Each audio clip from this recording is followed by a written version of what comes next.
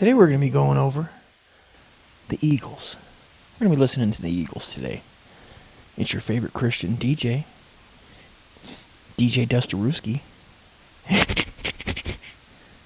where we're going to be going over the best of Christian rock, the Eagles.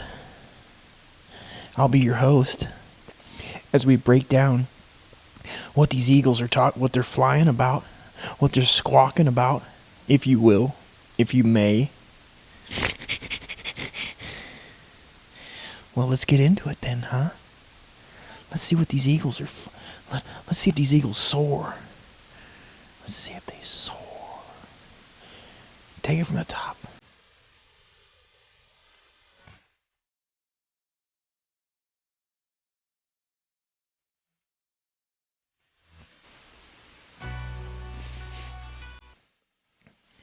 Intro just sounds like God just put some baby powder on his nuts.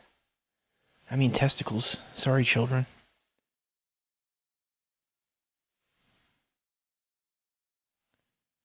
I can just feel the love of Jesus Christ coming through those strings. Heavy C. Oh, you can just feel the Lord.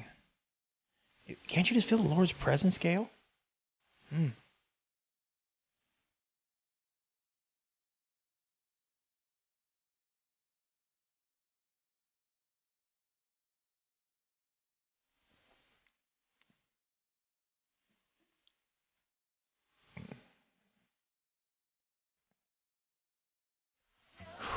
I gotta pause to reflect on a childhood story when I was with my Cub Master Ron, and it was my first Boy Scout meeting in the rural Las Vegas mountains, and he was a Christian man. He did take all his 7 children to the Holy Mormon Tabernacle. And I remember this dark highway when Ron was on his second pint at Jim Beam. He pulled over. It was about 9 o'clock at night, and he turned off the lights. And I said, "But Ron, we can't see. We can't see what's out there." And he said, "The only thing you need to worry about, bud, is what's going on in these trousers."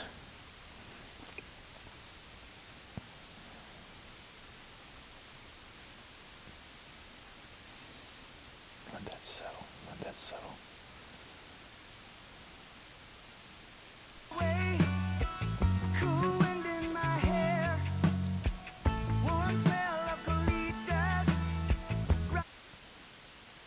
I believe that's a Spanish line. One cool nabaningus. That means ever so musky. The taint blows. On the seventh day.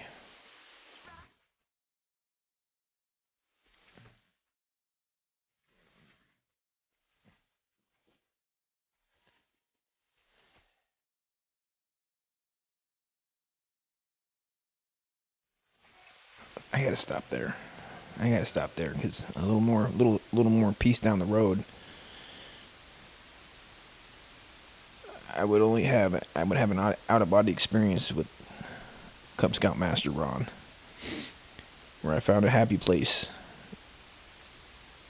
and it might have been the smelling salts that brought me to the smell of fresh Oscar Mayer hot dogs. And the fire was glimmering. And then I knew I belonged.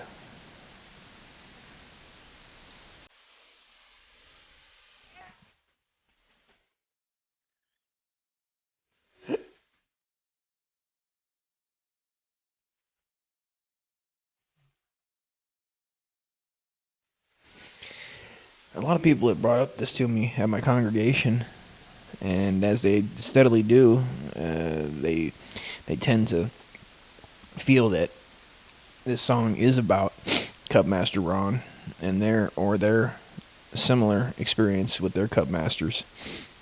And I say tiddly woodly, good neighbor.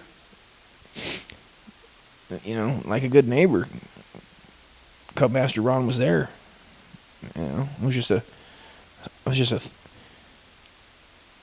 throbbing, heartthrob 13-year-old wanting to learn how to start a fire by rubbing sticks together. Cubmaster Ron, he showed me that man, boy love can be just as throw sparks just as well.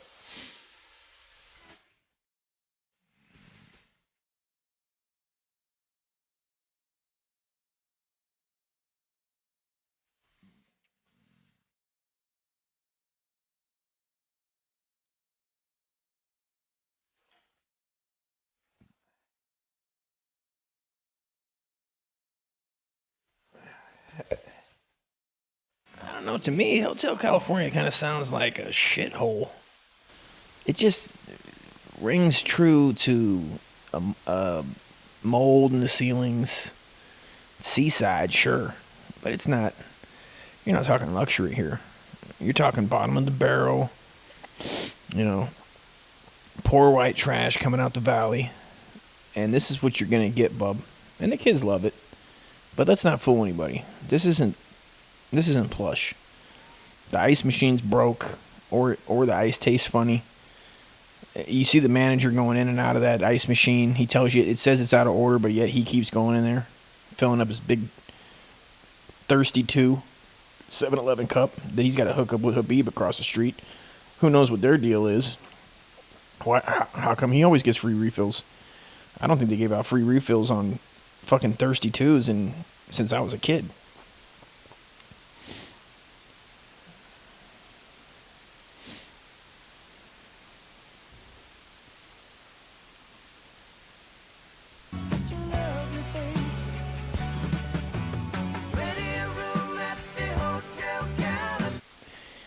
And again, they're just adding to my point. There's plenty of room.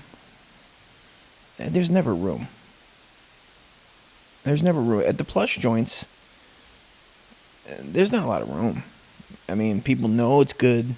They book it in advance, months in advance. They know the deal. If they're poorer and they have a little class, they go, I'm not staying at this, at the Hotel California 6. And hotel is, let's not get it twisted. Motel, hotel. The difference. Motel, doors are on the outside, hotels on the inside. That you used to, when you don't know any better and you haven't been to hundreds of or thousands of hotels, you go, well, of course they get to see everybody's coming in, and people just couldn't hide their riff-rafferty. Going in the room to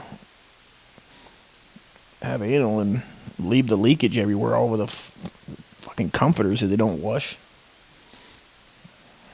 I wouldn't necessarily say that's living it up, bub. I think I'm gonna have to go rip a Duke.